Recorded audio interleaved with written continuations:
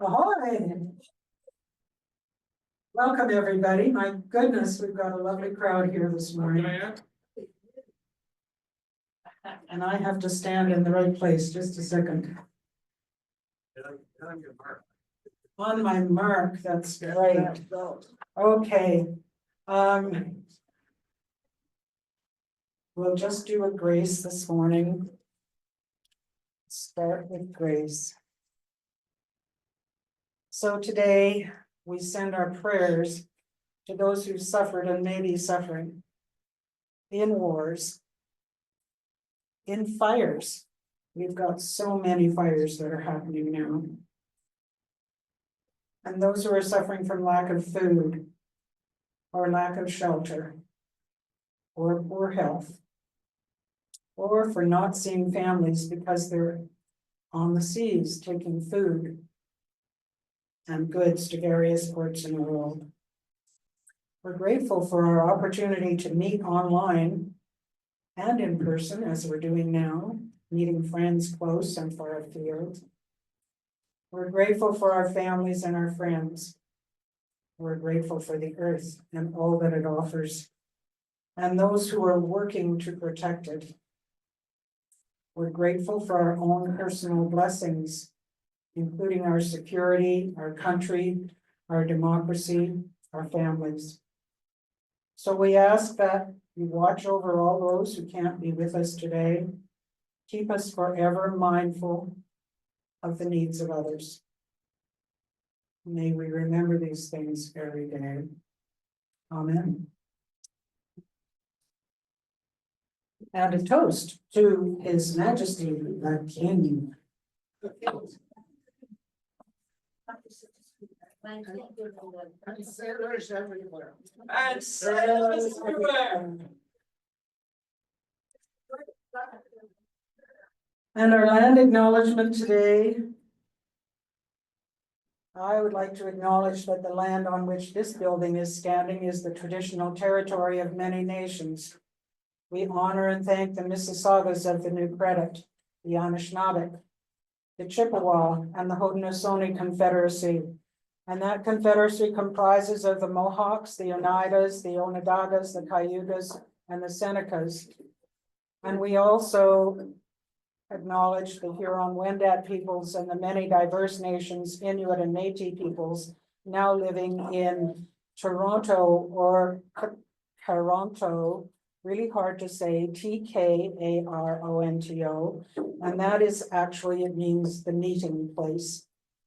I can't remember which of the heritages it comes from. And we have a little bit of trivia today. Women sponsors.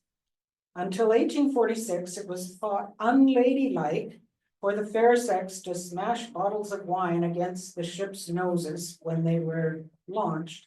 However, in October of that year, Miss Watson, who doesn't have a first name, I'm sorry, of Philadelphia, established a precedent by sponsoring or paying money for the launching of the USS Germantown.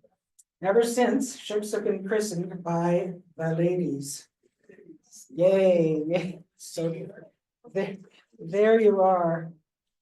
And we have Richard here today with his guitar. So in lieu of a shanty, Richard is going to play a song that we can join in that he wrote. Right. Welcome, Richard. Yay. Well, just to get in the spirit of things, make it a bit more jovial, I'll put on my t-shirt.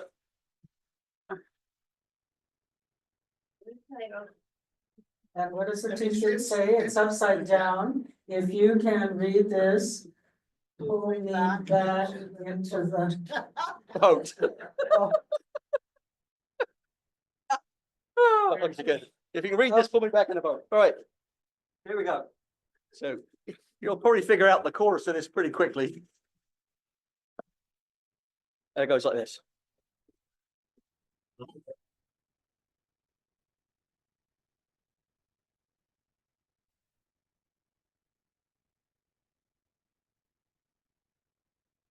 Come on in. Sit right down. Take off your hat. Lose your frown.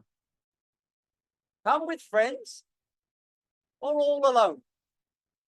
It doesn't matter, because we'll help you feel at home. When you come down to your local club and plan to have a good time, forget about your troubles, you have yours, I have mine. You find a spot to relax with shellbacks and make new friends. But when the corks start popping, then the fun begins. Cause corks are popping, everybody stays. Corks are popping, troubles go away. Corks are popping, everybody stays. Corks are popping, troubles go away. You may come by Uber or you may come by cab. You might have come by TTC because that's the better way. You travel here by foot or bike or go, what you think. But when the cork starts popping, you just wanna drink, cause corks are popping, everybody stays. Corks are popping, troubles go away. Corks are popping, everybody stays. Corks are popping, troubles go away. Mm. Ah, you may come by car. You were here. Some may drink some beer, but when corks are popping, everybody stays. Corks are popping, troubles go away. Corks are popping, everybody stays. Corks are popping, troubles go away.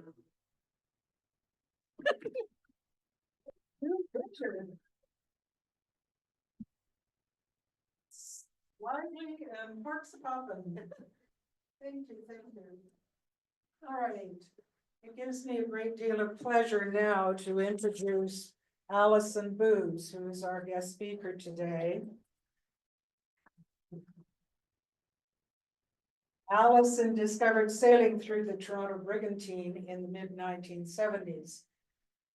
She was involved with the TBI for almost 20 years, sailing as a teen, then as a volunteer, assisting with sailing charters, editing the newsletter on the committee for the 25th anniversary gala held at RCYC, and coordinating silent auction fundraisers. Her love of sailing led to the purchase of her 27-foot boat Harmony and membership at Ashbridges Bay Yacht Club.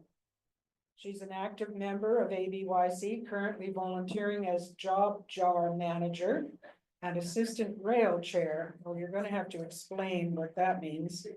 She enjoys participating in club events, including their Toonie Talks and various entertainments. In the off season, Alice is passionate about Scottish country dancing. She attends weekly dance classes and volunteers as editor of the Scottish Country Dance Teachers Quarterly newspaper.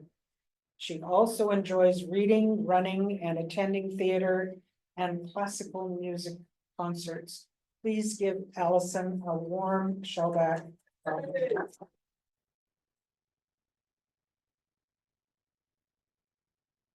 Oops. Let me get this stuff Yep, out of the way. that's okay. That's okay.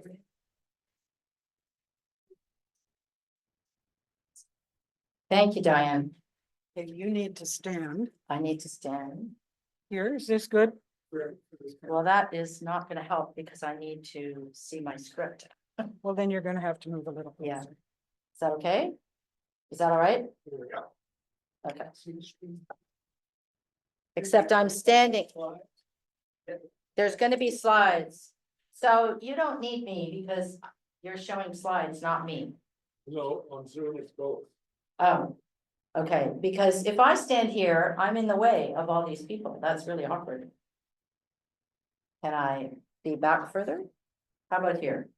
Is that okay? Yeah. Sure. You hear the splash, stop.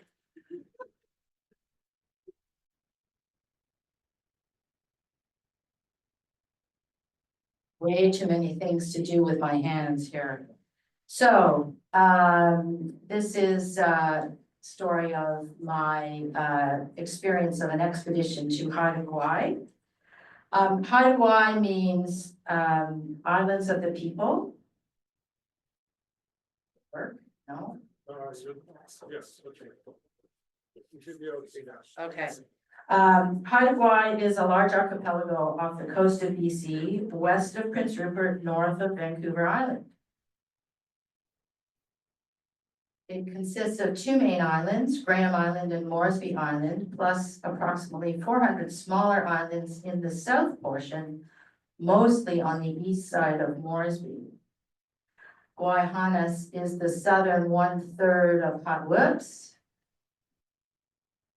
I'm trying to do this. Gwaii is the southern 1/3 of Haida Gwaii. The protected area in Haida Gwaii spans the mountain peaks to the seafloor, so everything. Gwaii National Park Reserve, National Marine Conservation Area Reserve, and Haida Heritage Site is a true wilderness experience. No road access, no stores, no cell coverage or Wi-Fi with very little signage. It contains historic Haida village sites, including the UNESCO World Heritage Site, SGand Gwaay. Today, Gwaii is managed by the Council of the Haida Nation and the Government of Canada through a cooperative agreement. We traveled on the beautiful schooner Maple Leaf. She has 8 guests in 4 semi-private sleeping quarters with a crew of 5, captain, first mate, bosun, chef, and naturalist. This is the deck plan. This is the on deck and then below deck. Lots of room. She's good size and with basically 13 people on the ship. It felt like a personal yacht, really. Here's down below. We've got the wheelhouse that's on the starboard side. We were welcome in there anytime. We could look at the chart, we could read the log. As you can see on the left there was a library. My bunk is the lower one on the left in the top picture on the left side. And that gives you an idea of what it looks like down below. It was gorgeous. She's 120 years old and so well kept, just beautiful. Our first day, our first 24 hours was a shore expedition to learn about the area and a bit about Haida culture. We were met in Masset by guide Jamie. Our first stop was 626 Masset for locally caught fish and chips. It was the best halibut I've ever had.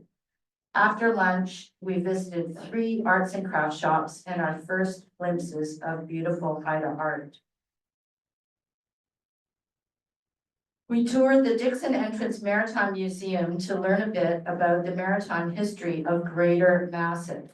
My favorite exhibit was the boat building families of Greater Masset, which described the history between Haida canoe building families through a transition to commercial boat building with local settler boat building families.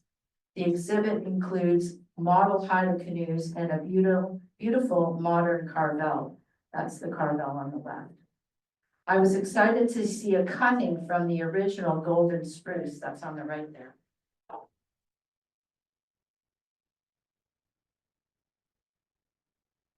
For over 300 years, a remarkable Sitka spruce grew along the banks of the nearby Yaqun River. It had striking golden needles instead of typical evergreen. Known by the Haida people as ancient tree, the story of its creation had been a sacred part of the culture's oral history for generations.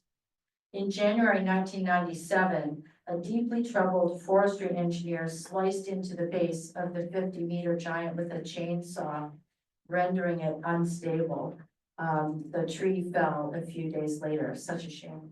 But that's a cutting. They took a cutting from the tree and it's growing on the Maritime Museum property. So hopefully she'll grow to be just as big.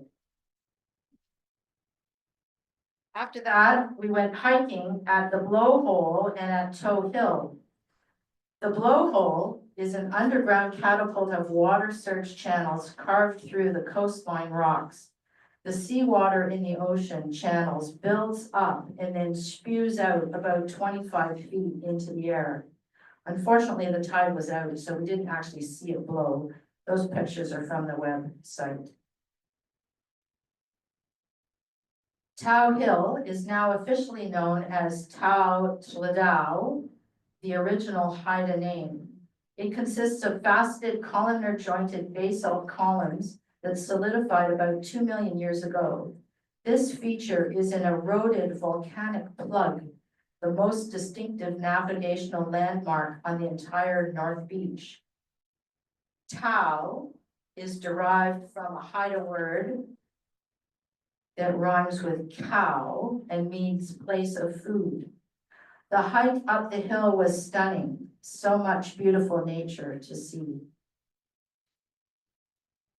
We visited a ceremonial pole raised in 2017 at the mouth of the Heelan River, the original site of a large Haida village. It was inspired by a spectacular pole created in 1820, which fronted a chief's house for more than 100 years before it was stolen and taken to Prince Rupert about 1923. It was there until 1965 when it went to the Royal BC Museum in Victoria. In 1976, it was finally repatriated on Haida territory. Today, the original 200-year-old pole is stored in a carving shed. Characters on the pole: great hunters, butterflies, beavers, bear cubs, frog, a man wearing eagle vestments, a raven with the moon, a watchman with 2 watchwomen who watch over the various worlds. Thank you. We stayed overnight at Alaska View B&B. It was too cloudy to see Alaska. Apparently you can see Alaska when it's not cloudy. It was a beautiful spot for beachcombing and going for a walk, and the food was phenomenal. The next morning, we visited Balance Rock outside the village of Skidegate. We tried to topple the rock. Forces of gravity and friction are largely to thank for the rock's stability. The boulder's center of gravity is exactly over the point of contact with the underlying rock, creating the seemingly unbreakable bond. And possibly the rock came from the nearby coast mountains, which could have formed either in the Cretaceous period about 100 million years ago, or as far back as the Jurassic period. The glacial movement that moved the rock most likely took place only thousands of years ago. We stopped to view an eagle nest. There were 2 baby eaglets in the nest, but they were shy. Next, we visited the Haida Heritage Center on the beach at Skidegate. The center was designed to resemble the traditional oceanside Haida village that once stood in its place, with a series of traditional longhouses. The 50,000 square foot center houses the Haida Gwaii Museum, Performance House, Carving Shed, Canoe House, Bill Reed Teaching Center, 2 multi-purpose classrooms, and a spacious welcome house lobby.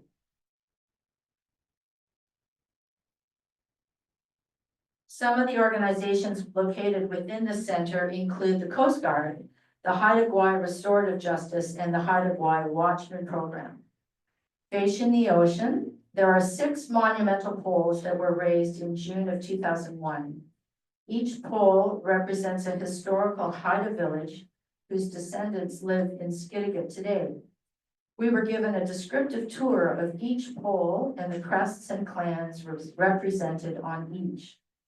We also learned the historical context of each pole in Haida culture and how the Haida saved the knowledge and brought poles back to Haida Gwaii, that is, raised new poles and repatriated historical poles.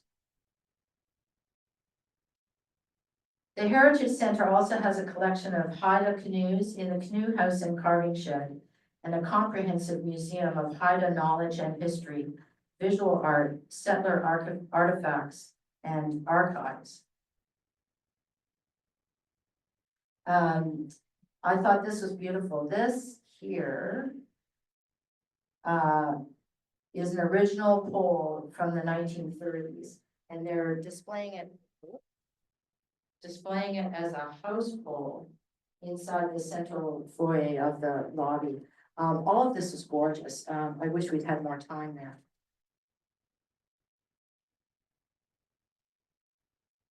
We were not allowed to take photos inside the museum. It had interesting displays about Haida history, as well as some beautiful examples of historical art, including repatriated original poles, memorial boxes, woven hats, and other clothing, and more.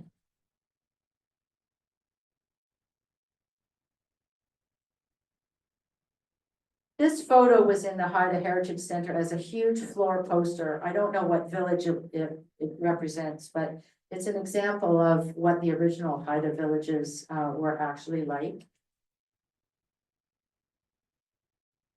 After the museum, it was time to get to Moresby Camp to board the Maple Leaf. We took a 20-minute ferry across Skidegate Inlet to Moresby Island. Then a long, bumpy drive along 45 kilometers of logging roads. Only 15 kilometers of that was paved. There is still some logging on Haida Gwaii, although it is carefully regulated. This shows you where they're doing their current logging. Such a shame, but I guess, you know, they have to get work too, and we need lumber, so. Moresby Camp has a large parking lot and boat ramp. It's the closest road access to Gwaii National Park and our first glimpse of Maple Leaf. We were given our first safety lecture and then loaded onto the Zodiac. We boarded Maple Leaf and received an orientation of the ship as well as a more detailed safety lecture. Always wear life jackets in the Zodiacs, and we will be reminded about being safe throughout the trip. We were told that the only way off the ship in an emergency is by helicopter, hence the importance of staying safe. Our bunks were assigned. They were super comfy with fluffy duvets. I was snug as a bug each night.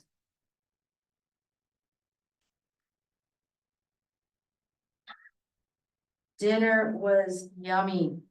In fact, each meal and snack was first class. The food was plentiful and varied and freshly prepared by our chef. The fish and meat were sustainably purchased. During dinner, the captain explained his plans for the expedition and that he tailors the experience as much as possible to fit what the guests want. We went around the table sharing our goals for the trip, ranging from sea puffins to learn about Haida culture, to sail the ship. That was me.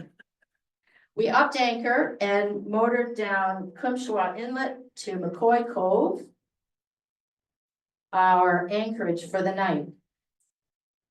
We saw our first bear getting an evening snack as we traveled down the inlet. Somebody's phone. Please shut your phones off, folks. So we set course for Skadans or Kuna, our first Haida village watchman site. We were lucky we were able to visit all 5 Haida sites during the expedition: Skadans, Kuna, then Windy Bay, SGand Gwaay, Hot Spring Island, and Tanu. 3 human figures wearing high hats are often carved at the very top of Haida poles. In the past, Haida watchmen were posted at strategic positions around a village to raise the alarm in advance of an approaching enemy. The carved figures crowning the monumental poles stood sentinel over the village. The 3 carved watchmen form the symbol adopted by the Haida for the Haida Gwaii Watchman Program. Today, the Haida Gwaii Watchmen have their own management structure and they are funded by Parks Canada. From May to October, the program provides seasonal employment for Haida men and women ages 16 years to 78. For many visitors, meeting the Watchmen is their favorite part of a memorable trip to Haida village sites.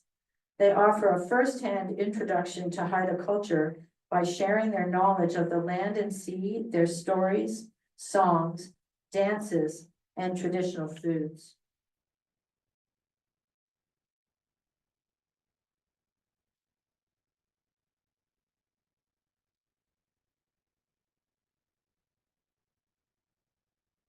At SGand's, Watchman Stacy was there. Over 700 Haida lived at SGand's until the 1880s. At its height, the village had 26 to 30 longhouses. Here's an image of the village circa 1878. And this is the picture that Watchman Stacy was holding when he met us. Stacy explained the two longhouse sites. One was a 2-level house and the other was a 5-level house, a chief's house. The additional levels were below ground. So the chief would live on the top level, relatives on each successive level, depending upon their relationship to the chief.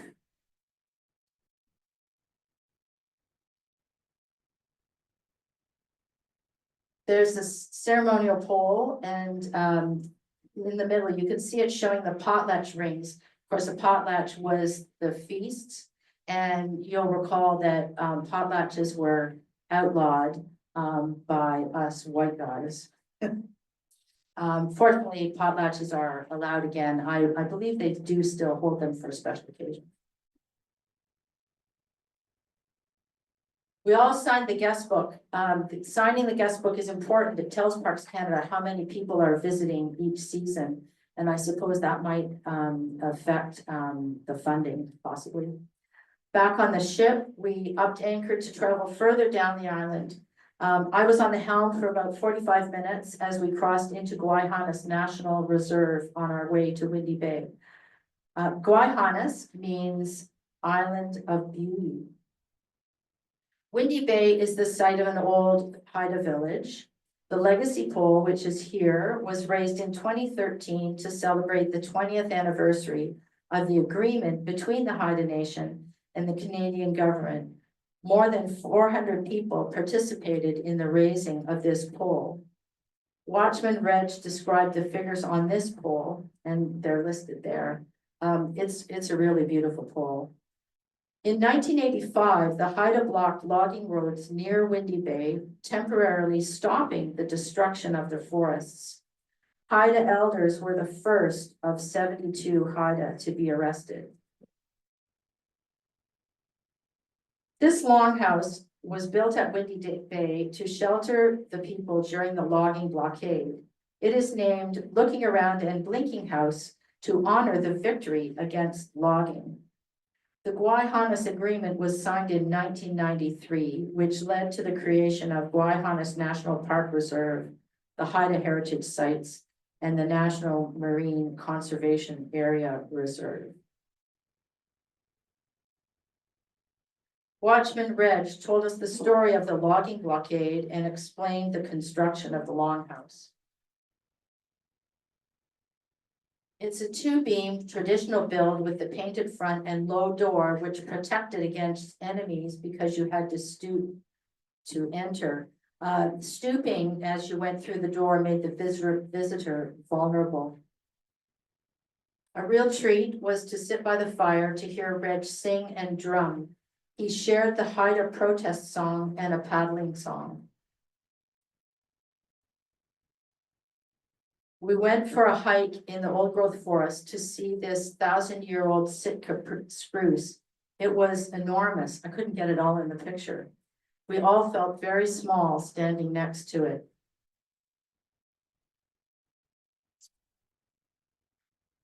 Back on ship again, we continued south and we saw 4 humpback whales and 6 bald eagles. Some of the eagles were fighting in flight. It was so exciting. Yeah. Can you start, that's a video, can you start? Is there a sound with it? Yeah, yes, but it's not. Don't worry about the sound, it's not, it's negligible. Everybody just make whales though. Yeah, right. Oh, wow. That's two working together, yeah? No, that's one.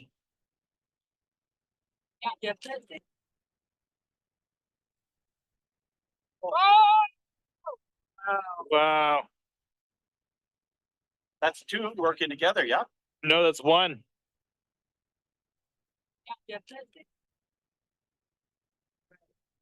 So am I gonna be able to go past it? Oh, there we are. Then, a surprise, a super pod of Pacific white-sided dolphins. There were possibly 100 of them. They gradually came toward the ship and surrounded us, playing in our bow and stern waves. They were with us for perhaps 15 to 20 minutes. It was quite a show. And this has a video as well. No? You'll have to do it. Oh, there we go. It's been a minute. No? Sorry, Graham, can you do it?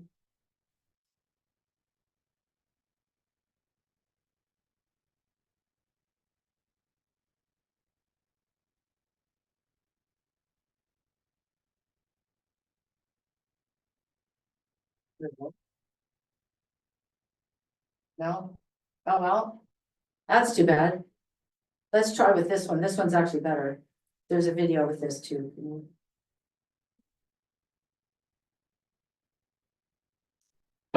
Yeah.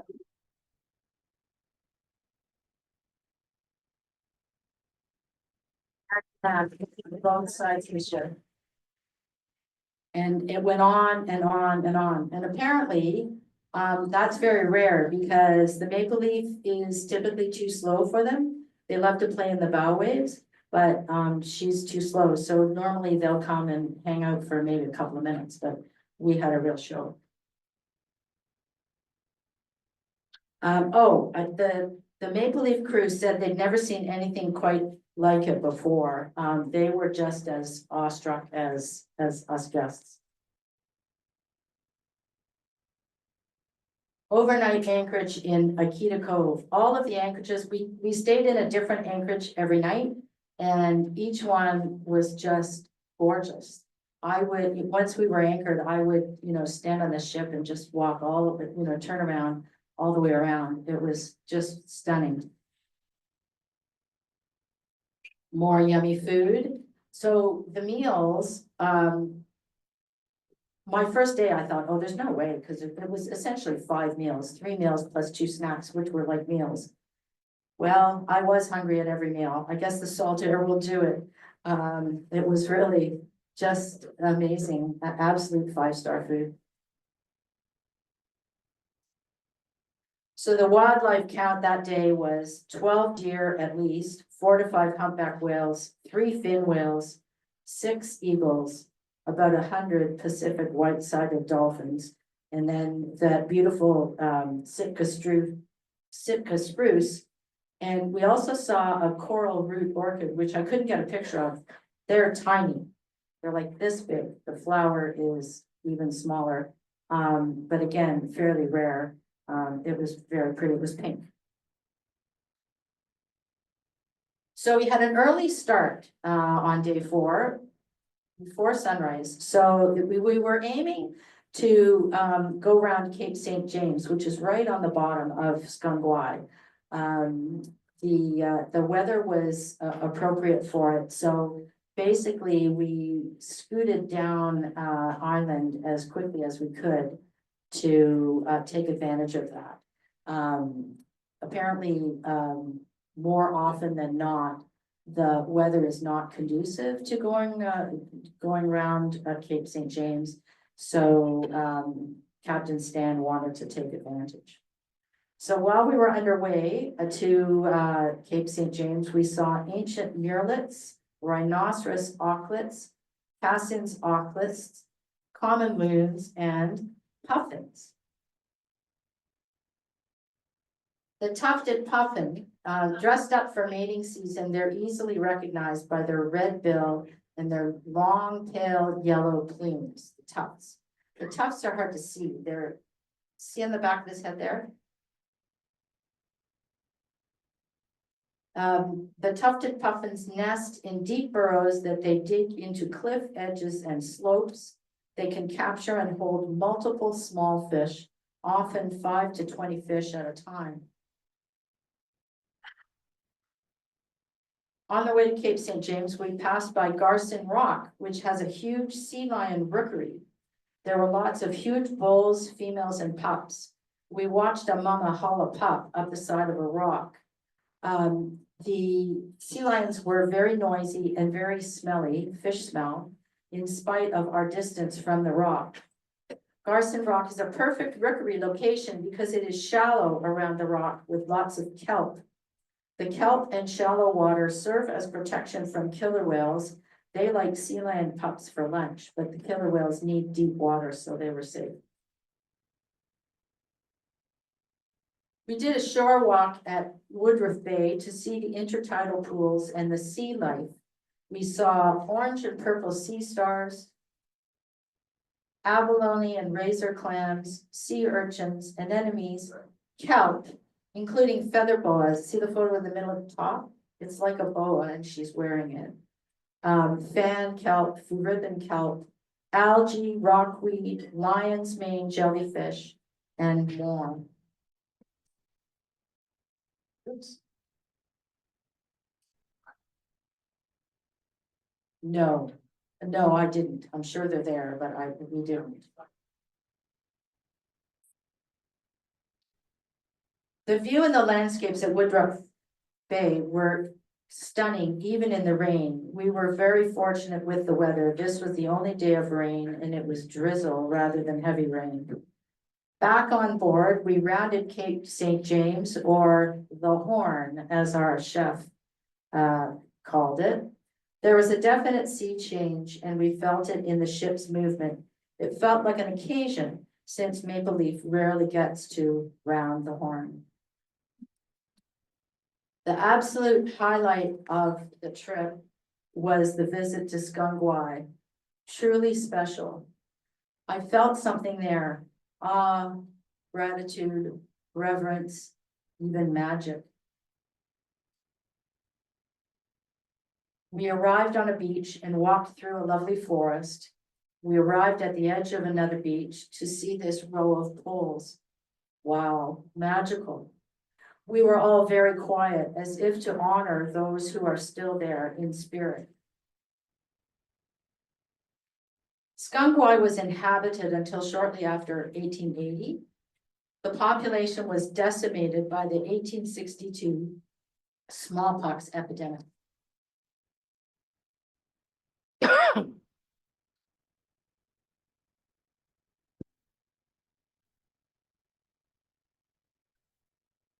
This epidemic happened in all the Haida villages. SGand Gwaay is an extremely remote location, which is probably why there are so many surviving poles and remains of longhouses. SGand Gwaay was designated a UNESCO World Heritage Site in 1981.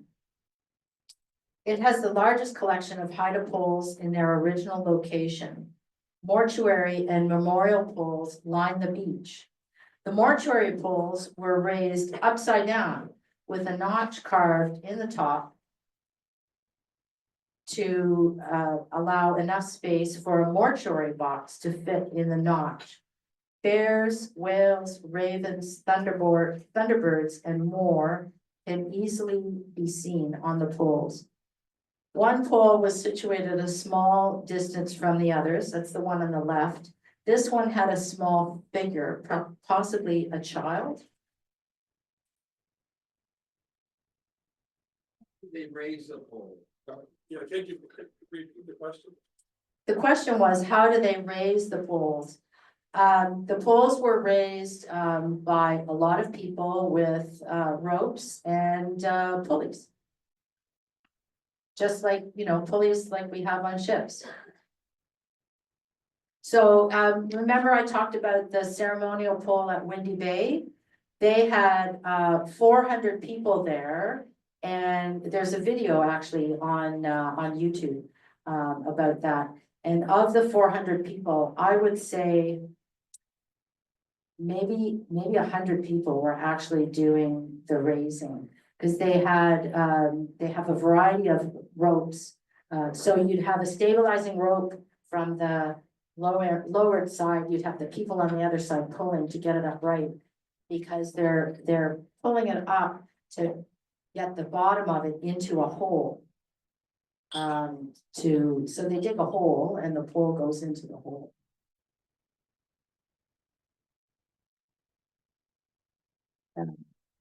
Mortuary poles could be carved and raised for anyone who had money. Thus, the poles tended to be for the more important people, either male or female. Each pole had figures that signified the person, their clan, important animals in their life, possibly sacred beings, plus 3 watchmen. When the person died, they would be placed into a wooden bentwood box, which had been carved specifically for them.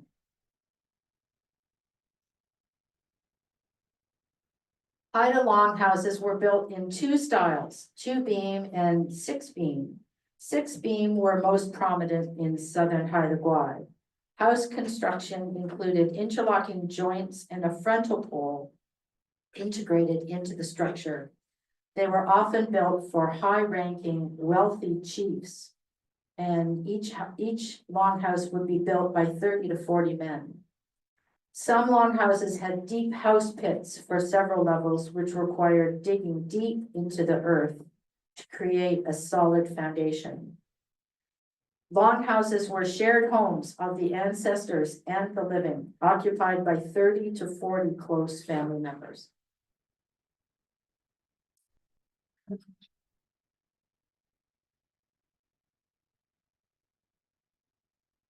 At SGand Gwaay, ruins of cedar longhouses are behind the poles. Watchman Elliot shared his knowledge of the village and the poles. 3 to 5 longhouse sites are still visible. One house has corner posts and some roof beams. This gives an idea of the enormous size these dwellings must have been. This was a 3-level house. Oh, sorry.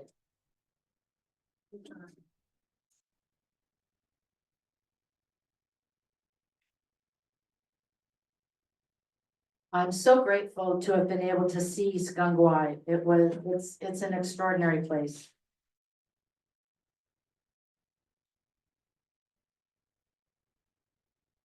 Next, we toured around Flat Rock to see more puffins. It seemed to be a popular nesting site. The rock was covered with puffins. Mary, another guest, saw a sea otter just off the rock. Oh gosh.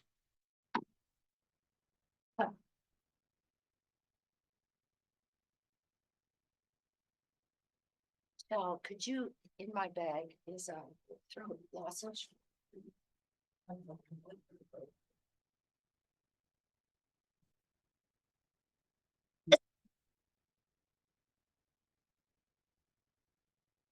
Sorry, I'm gonna have to, oh, thank you. Fisherman's friend. We all carry them. I'm good. So we headed to Loose Coon Inlet, our next overnight anchorage. We saw more eagles, more puffins, and a humpback whale who was feeding. He sort of floated below the surface and would slowly move below. We could see his fin.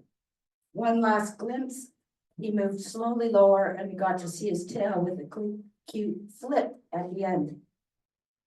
That tail flip signifies a deep dive, so we didn't see him again.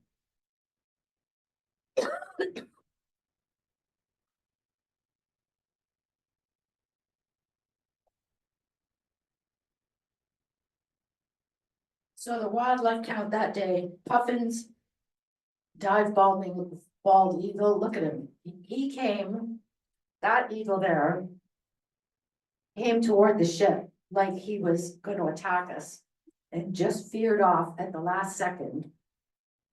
And the mate had his camera and he caught that picture.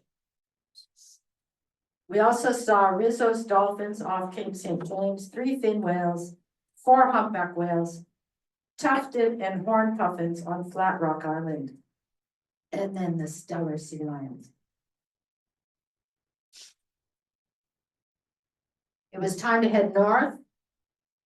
We paused at Garson Rock to see the sea lions and then another intertidal visit.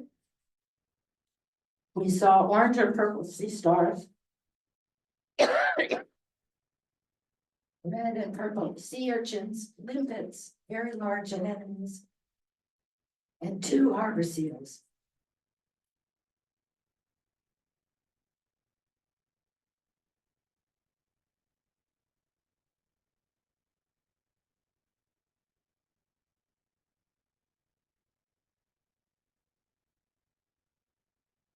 Talked about Risso's dolphins. We went into Coniston Bay and there were at least 4 dolphins there. We put the hydrophone overboard in hopes of hearing them talk. We heard clicks and 1 vocalization. Leaving the bay, we got organized to set the sails. It was quite a production. Originally, the plan was to set 3 sails at once. We ended up hoisting the sails 1 at a time. 4 with a gaff boom, jib, and then main. It was heavy work to raise the sails. 2 of us for each of the halyards. We had enough wind to move nicely. Some of us went out in the dinghy to get pictures. She's gorgeous with the sails.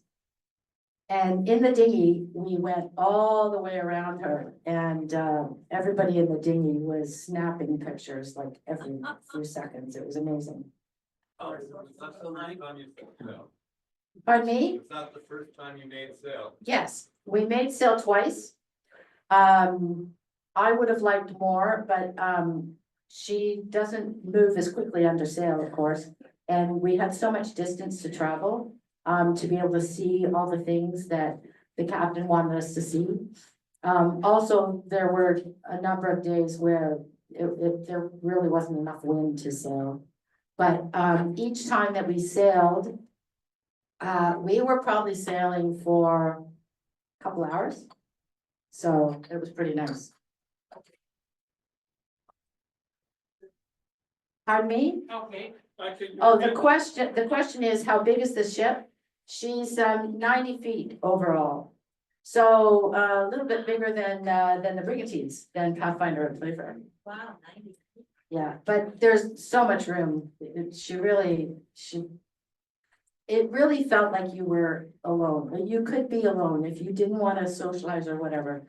There were lots of room. I never felt crowded. And what goes up must come down, of course. It was a team effort to douse and stow. In the middle picture at the top, you can see they're flaking the main, which totally blew my mind because that's not how we did it on the bricks. And so I was expecting that we would douse the sail and roll it, but no, we flaked it. And so it was a more controlled douse, of course.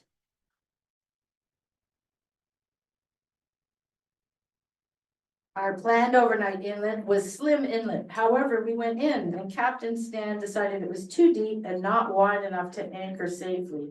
We didn't have enough swing room for the anchor circle. So on to Plan B, Pool Inlet. It was quite windy as we traveled to Pool. Too bad we weren't sailing. Mate Tristan lost his hat, OB. We did a donut in hopes of rescuing it, but it sank. Another scrumptious dinner. This dinner was tomato and ricotta cheese appetizer, rockfish, and creme brulee for dessert, my favorite. Day 6, we visited Burnaby Narrows, one of the richest intertidal zones in the world. The channel to get in is only 50 meters wide.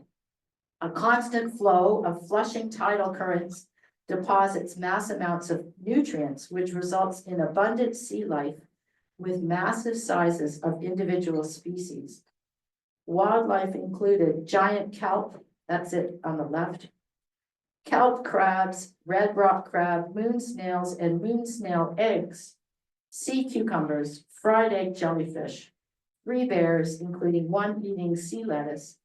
He didn't seem to care very much about us. We were really quite close. The giant kelp forest was stunning, with the giant fronds waving gently in the water current. Kelp crabs hid in the fronds.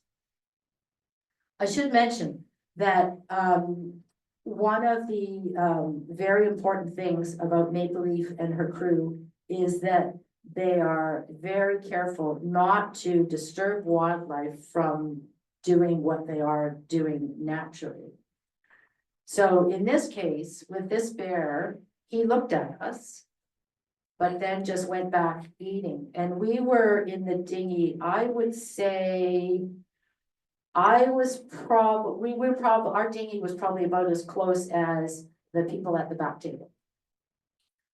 So not far, he didn't care. But then we saw another bear and we were quite a distance. And he was on the shore and he was going down to the water and he saw us and he changed his route and he turned around and he started to go back into the forest. And Mate Tristan stopped us and actually turned off the engine in the dinghy and waited for the bear to do his thing. And then he turned the outboard on and retreated backwards slowly so as to not upset the bear any further. I was very impressed with their attitude about all of that. When we went on ashore to do our intertidal walks, we were allowed to pick up sea stars or anything if it would let us. If there was any resistance, we couldn't take it. But if you picked something up, you had to return it exactly where you put it. So supreme care of the environment. It was really wonderful. I just thought that was great because it's the best way to keep the nature as nature, right?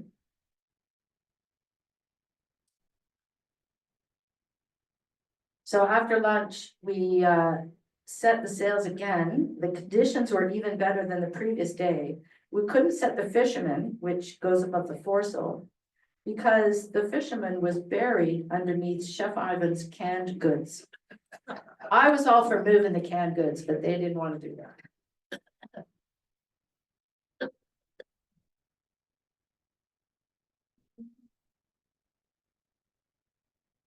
With the 3 sails set, we were moving at 3.2 knots, then 3.8. Captain Stan wanted the jib set, and then we were moving at 4.8 knots, which is a great speed for this heavy ship. We sailed a long time that day. That was probably a 3-hour sail. That was great. Overnight, we anchored in Scott Harbor. We were well set up for an early start to Hot Spring Island.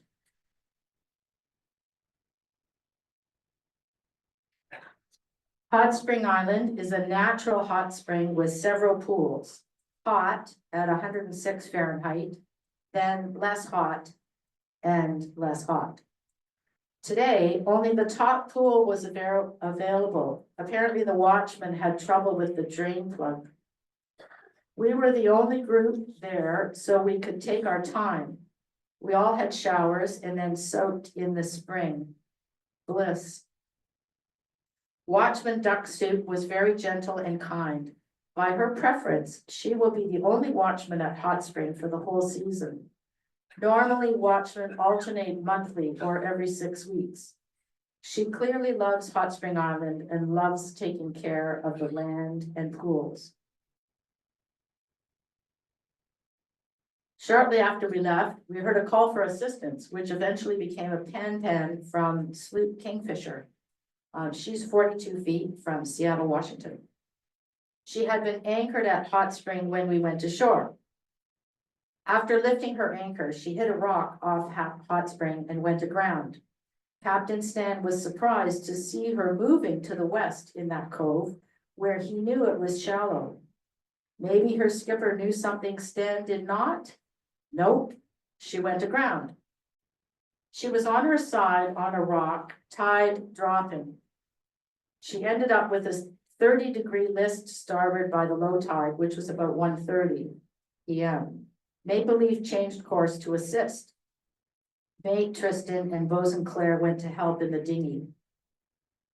Prince Rupert Coast Guard was hailed and advised that Kingfisher was listing 15 to 20 degrees. Nearing low tide, she was listing 30. They were wedging things under the hull to prevent further list. We anchored nearby just in case they needed help. As you can see, whoops. As you can see in this picture, you can see the distance between where we were at the bottom and where Prince Rupert is. It's a long way, which is, could be dangerous. And so obviously, as we're all sailors, as you know, when there's a call for help, if you are able, you go to assist. So they were wedging things under the hull, and so far there was no damage. The ship's guests were sent below on Maple Leaf as a precaution. I was really disappointed about that. I wanted to watch. We were quite away. We actually anchored quite a distance away from where they were, but you could see them behind the rocks there. We were able to monitor things by VHF in the salon. It was going to be a while before the tide floated her off, so the guests went ashore for a brief forest walk. We found a CMT, a culturally modified cedar tree, where the Haida had either cut strips or planks from it years and years ago, and the tree had grown around that wound. We saw hemlocks with witch's broom, where dwarf mistletoe had made the branches spread out like hands. On the beach, we saw many green and purple crabs, 2 large lion's mane jellyfish eggs, and a giant barnacle. The tide came up and Kingfisher was floating about 3 p.m., although still stuck. She was finally free about 3:30, all good. After that excitement, we went to water up at a spring. They always water up when they go past.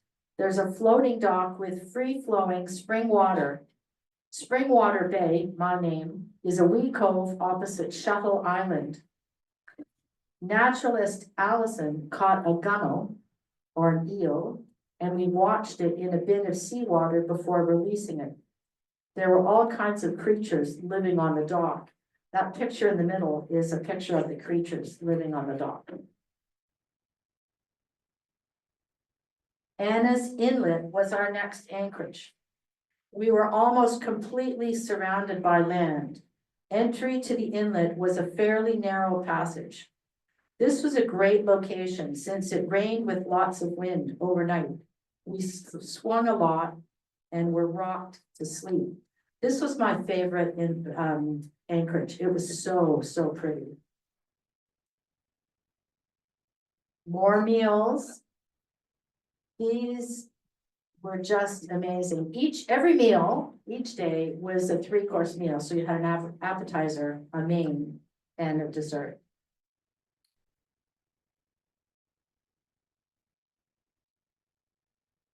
On the way to Tanu, our final watchman site, we saw another ship that was also going there.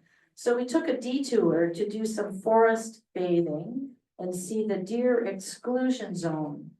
This is a fenced area to protect the land from the deer who eat all the small trees, especially cedars, which are their favorite. The fenced enclosure that you see there was built in the 1990s, so the growth inside is now very dense. There's a wide diversity of plants in that zone.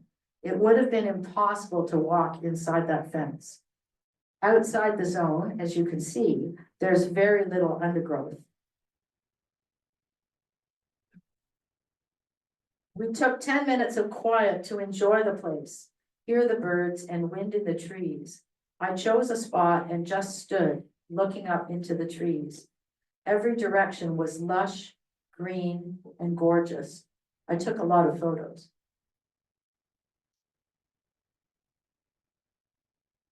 At Tanu, we met Watchman Grace, gentle lady in Haida. She guided us around the village, which was originally 24 longhouses. Several of these are still quite well preserved, mostly frontal poles and roof beams. The frontal poles were carved with many animals with the entrance hole at the base.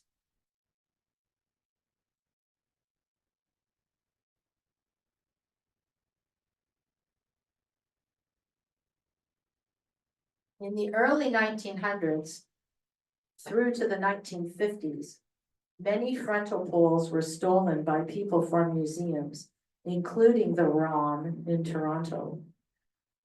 When the frontal poles were stolen, the longhouse roofs fell in because the frontal poles held the front roof beams, similar to joists today.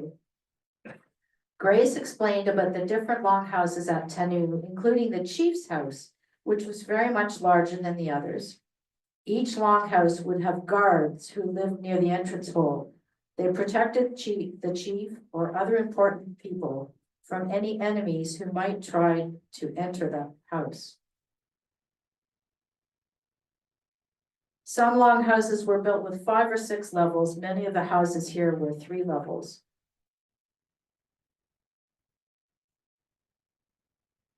Next, we set course for Kamshwa Bay, our final anchorage. Seas were lively, so we set the foresail to stabilize our passage. Motor sailing. Several of us took the helm again. The day felt a bit festive since it was our last day. We were all in a great mood. To commemorate our magical trip, we enjoyed champagne toasts on deck, toasting the Haida, the land, the ship, guests, and crew. Plenty of stories were shared. Oh, I'm gonna be emotional. It was really something. When the captain popped the cork, Claire caught it in the fishnet. We needed a second bottle, and that cork went OB. A gallant and dramatic rescue by mate Tristan. Gathered below, we feasted on our final celebratory dinner. Amuse bouche of smoked salmon canapé, lamb chops with chickpeas, and spiced cake. We withdrew to the deck house to view a fantastic video of our trip with photos by all the crew. An eagle feather was passed around, and each of us shared our feelings, experiences, hopes. A trip of a lifetime. Oh, wow. Oh, does anybody have any other questions? How long was the trip? How long was the trip? The question was, how long was the trip? It was 9 days, 8 days on board ship. So inspirational. Any other questions or comments, Jim? Can you show the map, please? Come here.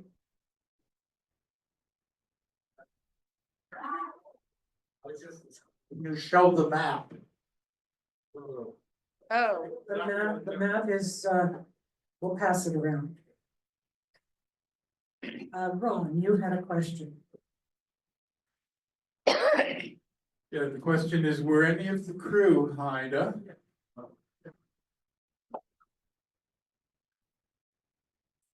No, this trip, there were not any crew that were Haida. Maple Leaf does work with Haida who come aboard as sometimes a naturalist, sometimes a historical person. While we were on board Maple Leaf, the company has another ship, a large catamaran called Cascadia, and they had a Haida person on board. We did meet her when we were at the museum at Skidegate. She was there because both ships guests were there at the same time. Very interesting, such a gentlewoman. I should mention, at the back, there's a giant map. And there's also a smaller map that we were given that we followed along, plus a few other little things. Feel free to have a look. Any other comments or questions? Well, I would just like to say thank you so much, Alison. I do have a little token of appreciation. I have to pull it out, so I'll give it to you afterwards.